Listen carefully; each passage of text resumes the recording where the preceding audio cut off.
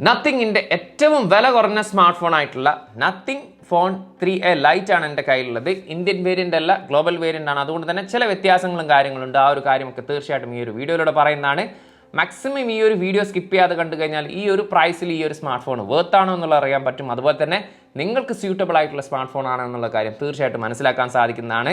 ചാനലും വീഡിയോസും യൂസ്ഫുൾ ആണെന്ന് കരുതിയാൽ ചാനൽ ഒന്ന് സബ്സ്ക്രൈബ് ചെയ്യുന്ന കാര്യം കൂടി ഒന്ന് പരിഗണിച്ചോളി. കാരണം ഇനി വരാൻ പോകുന്ന റിവ്യൂസും കാര്യങ്ങളെന്നൊക്കെ പറയുന്നത് വിവോ X300 പ്രോയുടെയും ഹോണർ മാജിക് 8 പ്രോയുടെ വീഡിയോസ് തീർച്ചയായിട്ടും നമ്മുടെ ചാനലിൽ അപ്ലോഡ് ചെയ്യുന്നതാണ്. എനിവേ സമയം കളയേണ്ട നമുക്ക് ഈ ഒരു സ്മാർട്ട് ഫോണിൻ്റെ വിശേഷങ്ങളിലേക്ക് കടക്കാം. Welcome to Mister Unbox and Travel. ബോക്സിനകത്ത് സ്മാർട്ട് ഫോൺ കൂടാതെ ഒരു ട്രാൻസ്പെറൻറ്റ് GPU കേസ് ആണ് വരുന്നത്. C2C ചാർജിങ് കേബിൾ ആണ് ഉൾപ്പെടുത്തിയിരിക്കുന്നത്. ബോക്സിനകത്ത് ചാർജിങ് അഡാപ്റ്റർ നത്തിങ് ആണ്. പിന്നീട് ട്രാൻസ്പെറൻ്റ് ആയിട്ടുള്ള ഒരു സിം ഇജക്ടർ ടൂൾ. എനിവേ 2 കളേഴ്സിലാണ് ഈ ഒരു സ്മാർട്ട് ഫോൺ ഗ്ലോബലി അവൈലബിൾ ആകുന്നത്. നമ്മുടെ കയ്യിലുള്ളത് വൈറ്റ് കളറാണ്. ഇതുകൂടാതെ ബ്ലാക്കിലും അവൈലബിൾ ആണ്. ഡിസൈൻ ആൻഡ് ബിൽഡ് ക്വാളിറ്റി നോക്കുകയാണെങ്കിൽ പിറകിൽ ട്രാൻസ്പെറൻറ്റ് ഗ്ലാസ് മെറ്റീരിയലാണ് യൂസ് ചെയ്തിരിക്കുന്നത്. പാണ്ട ഗ്ലാസ് ആണ് പ്രൊട്ടക്ഷൻ ആയിട്ട് യൂസ് ചെയ്തിരിക്കുന്നത്. അതുപോലെ തന്നെ ഇത്തവണ ഗ്ലിഫ് ലൈറ്റ് ഇതാ ഈ കാണുന്ന ചെറിയ ആ ഒരു ഡോട്ട് LED ഒതുക്കിയിട്ടുണ്ട്. 3 ക്യാമറയാണ് പിറകിൽ കാണാൻ സാധിക്കുക. ആ ഒരു സെമെട്രിക് ഡിസൈനോ കാര്യങ്ങളൊന്നുമല്ല. ബോഡി ഫ്രെയിം വരുന്നത് പ്ലാസ്റ്റിക് ആണ്. 8.3 mm ബോഡി തിക്നെസ്സും 199 gram ആണ് ബോഡി വെയിറ്റ് വരുന്നത്. അത്യാവശ്യം ഒരു ഹാൻഡി ആയിട്ടുള്ള ഒരു സ്മാർട്ട് ഫോൺ എന്നുള്ള രീതിയിൽ തന്നെയാണ് ഫീൽ ചെയ്യുന്നത്. റൈറ്റ് സൈഡിലാണ് പവർ ബട്ടണും അതുപോലെ തന്നെ എസെൻഷ്യൽ കീയും കാണാൻ സാധിക്കുക. മുകൾ വശത്തായിട്ട് നോയ്സ് ക്യാൻസലേഷൻ മൈക്ക്, ലെഫ്റ്റ് സൈഡിലാണ് വോളിയം റോക്കേഴ്സ് ഉൾപ്പെടുത്തിയിരിക്കുന്നത്. താഴ്വശത്താണ് സിം ട്രേ വരുന്നത്. 2 നാനോ സിം കാർഡ് അല്ലെങ്കിൽ ഒരു മെമ്മറി കാർഡ്, ഒരു നാനോ സിം കാർഡ് എന്നുള്ള രീതിയിൽ ഹൈബ്രിഡ് സിം കാർഡ് സെറ്റാണ് വരുന്നത്. Internal mic, type C charging port, സ്പീക്കറുകൾ, ഇത്രയും കാര്യങ്ങളാണ് നമുക്ക് ഒറ്റ നോട്ടത്തിൽ ഡിസൈനിൽ കാണാൻ സാധിക്കുന്നത്. അത്യാവശ്യം ഒരു സ്റ്റൈലിഷ് ആയിട്ടുള്ള ഡിസൈൻ എന്നുള്ള രീതിയിൽ തന്നെയാണ് ഫീൽ ചെയ്യുന്നത്. ഇനി IP54 റേറ്റഡോട് കൂടിയിട്ടുള്ള water and dust resistance smart phone കൂടിയാണിത്.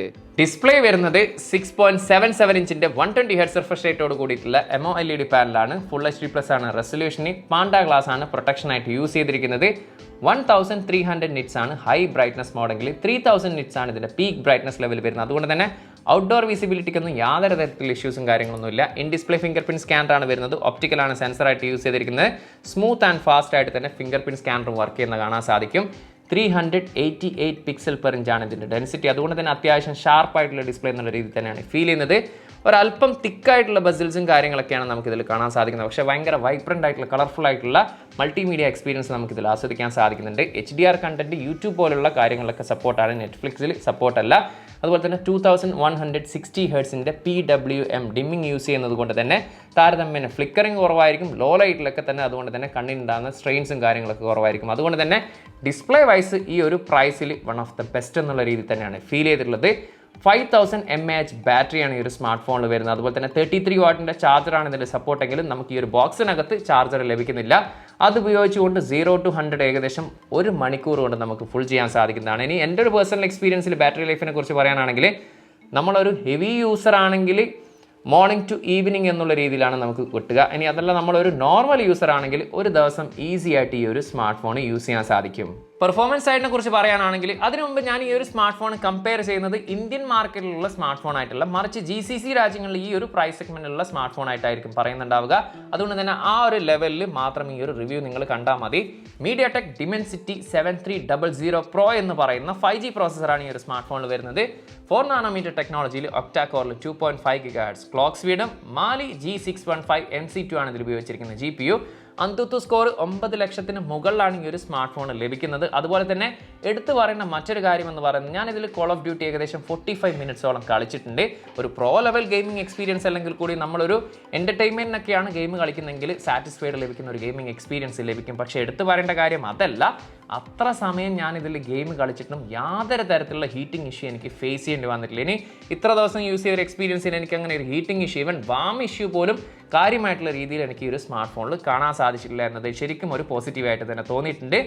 2 മെമ്മറി വേരിയൻ്റാണ് ഈ ഒരു സ്മാർട്ട് ഫോൺ ഖത്തറിലും അതുപോലെ തന്നെ ഗ്ലോബലിൽ അവൈലബിൾ ആകുന്നത്. 8GB റാമിൽ 128ഉം 8GB റാമിൽ 256GB, LPDDR4Xൽ UFS storage type വരുന്ന 2.2 ആണ് വരുന്നത്. അതുപോലെ തന്നെ മെമ്മറി കാർഡ് ഇടാനുള്ള ഒരു ഓപ്ഷൻ ഈ ഒരു സ്മാർട്ട് ഫോണിലുണ്ട്. ഹൈബ്രിഡ് സിം കാർഡ് സ്ലോട്ട് എന്നുള്ള രീതിയിൽ, അതായത് 2 നാനോ സിം കാർഡ് അല്ലെങ്കിൽ ഒരു nano SIM card plus memory card എന്നുള്ള രീതിയിൽ യൂസ് ചെയ്യാൻ സാധിക്കുന്നതാണ്. കണക്ടിവിറ്റിയുടെ സൈഡിലേക്ക് വന്നു കഴിഞ്ഞാൽ 16ഓളം 5G ബാൻഡ് ഇതിൽ സപ്പോർട്ടാണ്. ഡ്യുവൽ 4G LTE ഇതിൽ സപ്പോർട്ടാണ്. ബ്ലൂടൂത്തിൻ്റെ 5.3 ആണ് വരുന്നത്. ഡ്യുവൽ ബാൻഡ് വൈഫൈ ഇതിൽ സപ്പോർട്ടാണ്. ഇന്ത്യൻ വേരിയന്റിൽ NFC സപ്പോർട്ട് അല്ല, ഗ്ലോബൽ വേരിയന്റിൽ NFC സപ്പോർട്ടാണ്. ആൻഡ്രോയിഡ് 15 ബേസ്ഡ് നത്തിങ് OS 3.5ലാണ് ഈ ഒരു സ്മാർട്ട് ഫോൺ പ്രവർത്തിക്കുന്നത്. 3 വർഷത്തെ സോഫ്റ്റ്വെയർ അപ്ഡേറ്റും 6 വർഷത്തെ സെക്യൂരിറ്റി പാച്ച് അപ്ഡേറ്റ് ആണ് കമ്പനി പ്രോമിസ് ചെയ്തിരിക്കുന്നത്. ഇതുവരെ നത്തിങ് സ്മാർട്ട് ഫോണിൽ കണ്ടുവരാത്ത 1-2 കാര്യം നമുക്ക് ഈ ഒരു സ്മാർട്ട് ഫോണിൽ കാണാൻ സാധിക്കും. ബ്ലോട്ട് വേസ്, പക്ഷേ ഭീകരമായിട്ടുള്ള രീതിയിലൊന്നുമില്ല. 2 ഫേസ്ബുക്കും ഇൻസ്റ്റാഗ്രാമും വേണമെങ്കിൽ യൂസ് ചെയ്യാം, അല്ലെങ്കിൽ അൺഇൻസ്റ്റാൾ ചെയ്യാം. അതുപോലെ തന്നെ ലോക്ക് സ്ക്രീനിൽ നമുക്ക് ഗ്ലിംസും കാണാൻ സാധിക്കും. അതായത് വാൾപേപ്പർ ചേഞ്ച് ചെയ്യുന്ന പോലത്തെ അതിൽ തന്നെ ചെറുതായിട്ടുള്ള രീതിയിൽ അഡ്വർടൈസ്മെൻറ്റ് എന്ന് വേണമെങ്കിൽ പറയാൻ സാധിക്കും. അതും നമുക്ക് വേണമെങ്കിൽ സെറ്റിങ്സിൽ ഡിസേബിൾ ചെയ്യാനുള്ള ഒരു ഓപ്ഷൻ ഉണ്ട്. അത് ഒഴിച്ച് നിർത്തിയാൽ സാധാരണ നീറ്റ് ആൻഡ് ക്ലീൻ ആയിട്ടുള്ള ഒരു യൂസർ ഇൻ്റർഫേസ് എന്നുള്ള രീതിയിൽ തന്നെ നമുക്ക് കാണാൻ സാധിക്കും. ഇതുകൂടാതെ തന്നെ ഗൂഗിൾ ജെമിനി റിലേറ്റഡ് ആയിട്ടുള്ള ഫീച്ചേഴ്സ് ഉണ്ട്, ചാറ്റ് GPT ഇൻട്രാക്ഷൻ ഉണ്ട്. അതുപോലെ തന്നെ നത്തിങ് സ്മാർട്ട് ഫോണിൽ കണ്ടുവരുന്ന എസെൻഷ്യൽ സ്പേസ് ഉണ്ട്. അതിനായിട്ട് ഡെഡിക്കേറ്റഡ് ആയിട്ടുള്ള ആ ഒരു എസെൻഷ്യൽ കീയും നമുക്കിതിൽ കാണാൻ സാധിക്കും. വാൾപേപ്പർ സ്റ്റുഡിയോ തുടങ്ങിയിട്ടുള്ള ചില ഫീച്ചേഴ്സും കാര്യങ്ങളൊക്കെ നമുക്കിതിൽ കാണാൻ സാധിക്കും. സിംഗിൾ സ്പീക്കറാണ് ഈ ഒരു സ്മാർട്ട് ഫോണിൽ വരുന്നത്.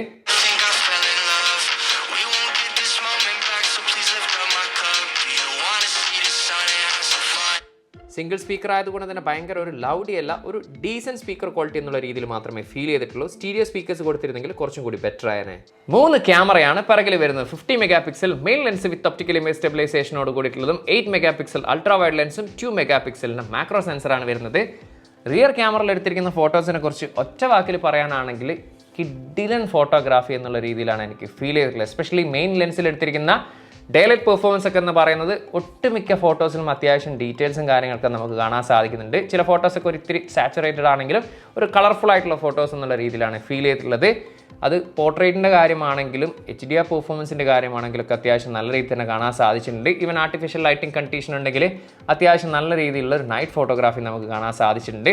മാക്രോ ഫോട്ടോഗ്രാഫി നമുക്കൊരു ഒക്കെ ലെവൽ പെർഫോമൻസ് ആയിട്ടാണ് ഫീൽ ചെയ്യുന്നത്. അതുപോലെ തന്നെ 8 മെഗാ പിക്സലിൻ്റെ അൾട്രാ വൈഡ് ലെൻസിൽ എടുത്തിരിക്കുന്ന ഫോട്ടോസും ഈ പറഞ്ഞ പോലെ തന്നെ ഒരു ഒക്കെ ലെവൽ പെർഫോമൻസ് എന്ന രീതിയിലാണ് എനിക്ക് ഫീൽ ചെയ്തിട്ടുള്ളത്. 16 മെഗാ പിക്സലിലെ സെൽഫി ക്യാമറയാണ് ഈ ഒരു സ്മാർട്ട് ഫോണിൽ വരുന്നത്. സെൽഫി ഫോട്ടോസും അത്യാവശ്യം നല്ല രീതിയിലുള്ള ഒരു ഫോട്ടോഗ്രാഫി എന്നുള്ള രീതിയിലാണ് ഫീൽ ചെയ്തിട്ടുള്ളത്. കാരണം അത്യാവശ്യം ഡീറ്റെയിൽസും കാര്യങ്ങളൊക്കെ നമുക്ക് ഫേസിൽ കാണാൻ സാധിച്ചിട്ടുണ്ട്.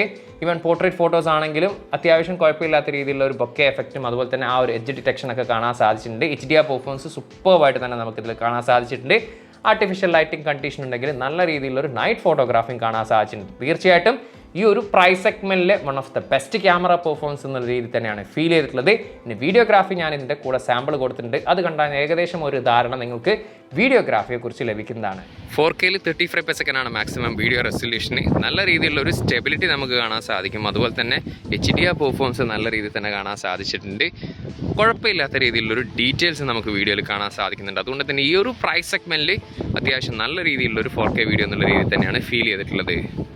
1080p 60 FPS ആണ് മാക്സിമം വീഡിയോ റെസൊല്യൂഷൻ. അതിൽ തന്നെയാണ് നമ്മളിപ്പോൾ ഷൂട്ട് ചെയ്യുന്നത്. നല്ല രീതിയിലുള്ളൊരു സ്റ്റെബിലിറ്റിയും അതുപോലെ തന്നെ സൂപ്പർബായിട്ടുള്ള ഒരു HDR പെർഫോമൻസ് കാണാൻ സാധിക്കും. ഫീൽഡ് ഓഫ് വ്യൂ താരതമ്യേന കുറവാണ്. കൈ നല്ലോണം സ്ട്രെച്ച് ചെയ്തിട്ടാണ് ഇത്തരത്തിലേക്ക് നമുക്ക് കാണാൻ സാധിച്ചിട്ടുള്ളത്. അതുപോലെ തന്നെ അത്യാവശ്യം നല്ല രീതിയിലുള്ളൊരു ഡീറ്റെയിൽസും കാര്യങ്ങളും ഈ ഒരു വീഡിയോയിൽ കാണാൻ സാധിച്ചിട്ടുണ്ട്. ഇനി ശരിക്കും ഞെട്ടിച്ചിട്ടുള്ള കാര്യം എന്ന് പറയുന്നതിൻ്റെ പ്രൈസ് തന്നെയാണ്. എസ്പെഷ്യലി ഇന്ത്യൻ പ്രൈസായിട്ട് കമ്പയർ ചെയ്യുമ്പോൾ കുറച്ച് പ്രൈസ് കുറവാണ് ഖത്തറിൽ എന്ന് പറയാൻ സാധിക്കും. 8+128ഉം 8+256GB എന്ന് പറയുന്ന 2 മെമ്മറി വേരിയന്റിലാണ് ഖത്തറിൽ അവൈലബിൾ ആകുന്നത്. 8+128ന് 699 ഖത്തറിൽ, ഏകദേശം ഇന്ത്യയുടെ 17,000+ ആണ് ഇതിൻ്റെ പ്രൈസ് എങ്കിൽ ഇന്ത്യയിൽ അത് 21,000 അടുത്താണ് വരുന്നത്. അതുപോലെ തന്നെ 8+256GBക്ക് 814 ഖത്തറിൽ, ഏകദേശം ഇന്ത്യയുടെ 20,000+ ആണ് വരുന്നതെങ്കിൽ ഇന്ത്യയിൽ അത് 23,000 അടുത്താണ് പ്രൈസ് വരുന്നത്. അതായത് ഇന്ത്യയേക്കാൾ ഏകദേശം ഒരു 3,000 രൂപയിൽ കുറവാണ് ഖത്തറിൽ ഈ ഒരു സ്മാർട്ട് ഫോൺ എന്ന് തന്നെ പറയാൻ സാധിക്കും. ഇനി ഓവറോൾ ഈ ഒരു സ്മാർട്ട് ഫോണിനെ കുറിച്ച് പറയാനാണെങ്കിൽ GCC രാജ്യങ്ങളിൽ ഈ ഒരു പ്രൈസ് സെഗ്മെന്റിൽ ഇറങ്ങുന്നതിലെ one of the best smart phone എന്നുള്ള രീതിയിലാണ് ഫീൽ ചെയ്തിട്ടുള്ളത്. എസ്പെഷ്യലി ക്യാമറ പെർഫോമൻസ് സൂപ്പർബ് എന്ന് തന്നെ പറയാൻ സാധിക്കും. അത്യാവശ്യം നല്ല രീതിയിലുള്ള ഒരു ഡിസ്പ്ലേ ക്വാളിറ്റി കാണാൻ സാധിക്കും. അതുപോലെ തന്നെ പെർഫോമൻസ് വൈസും നല്ല കിഡിലനായിട്ടുള്ള എക്സ്പീരിയൻസ് ആണ് എനിക്ക് കാണാൻ സാധിച്ചിട്ടുള്ളത്. ബാറ്ററി ഒരു ഡീസൻറ്റ് പെർഫോമൻസ് എന്നുള്ള രീതിയിലാണ് എനിക്ക് ഫീൽ ചെയ്തിട്ടുള്ളത്. സ്റ്റീരിയോ സ്പീക്കേഴ്സ് കൊടുത്തിട്ടില്ല എന്നതാണ് എനിക്കൊരു പോരായ്മയായിട്ട് തോന്നിയിട്ടുള്ളത്. അതുകൂടി കൊടുത്തിരുന്നെങ്കിൽ നല്ല സൂപ്പർബ് എന്ന് തന്നെ പറയാൻ സാധിക്കുമായിരുന്നു. എനിവേ ഓവറോൾ ഈ ഒരു സ്മാർട്ട് ഫോൺ തീർച്ചയായിട്ടും നിങ്ങൾ ഈ ഒരു പ്രൈസ് സെഗ്മെന്റിൽ തേടുന്നവരാണെങ്കിൽ പരിഗണിക്കാൻ പറ്റുന്നതായിട്ട് തന്നെയാണ് ഈ ഒരു നത്തിങ് ഫോൺ 3A ലൈറ്റിനെ കുറിച്ച് എനിക്ക് ഫീൽ ചെയ്തിട്ടുള്ളത്. എന്താണോ നിങ്ങളുടെ ഒരു പേഴ്സണൽ എക്സ്പീരിയൻസ് അല്ലെങ്കിൽ ഈ ഒരു സ്മാർട്ട് ഫോണിനെ കുറിച്ച് ഫീൽ ചെയ്യുന്നത്, ആ ഒരു കാര്യം തീർച്ചയായിട്ടും ഒന്ന് കമൻറ്റ് ചെയ്യാവുന്നതാണ്. അതുപോലെ തന്നെ നിങ്ങളിൽ ആരെങ്കിലും ഈ ഒരു സ്മാർട്ട് ഫോൺ യൂസ് ചെയ്യുന്നുണ്ടെങ്കിൽ നിങ്ങളുടെ യൂസർ എക്സ്പീരിയൻസും തീർച്ചയായിട്ടും ഒന്ന് ഷെയർ ചെയ്യാവുന്നതാണ്. ടെക് സംബന്ധമായിട്ടുള്ള സംശയങ്ങളും കാര്യങ്ങളും ഉണ്ടെങ്കിൽ ഇൻസ്റ്റാഗ്രാമിൻ്റെയും ഫേസ്ബുക്കിൻ്റെ ലിങ്ക് ഡിസ്ക്രിപ്ഷനിലുണ്ട്, അവിടെ മെസ്സേജ് ചോദിക്കാവുന്നതാണ്. ചാനലും വീഡിയോസും യൂസ്ഫുൾ ആണെങ്കിൽ ചാനൽ സബ്സ്ക്രൈബ് ചെയ്യുന്ന കാര്യം കൂടി ഒന്ന് പരിഗണിച്ചോളി. അപ്പം മറ്റൊരു പുതിയൊരു വീഡിയോയിൽ കാണാമെന്ന പ്രതീക്ഷയിൽ തൽക്കാലം ഞാൻ ഇവിടെ പറയുന്നു. സെയ്ദ് ഇർഷാദ്.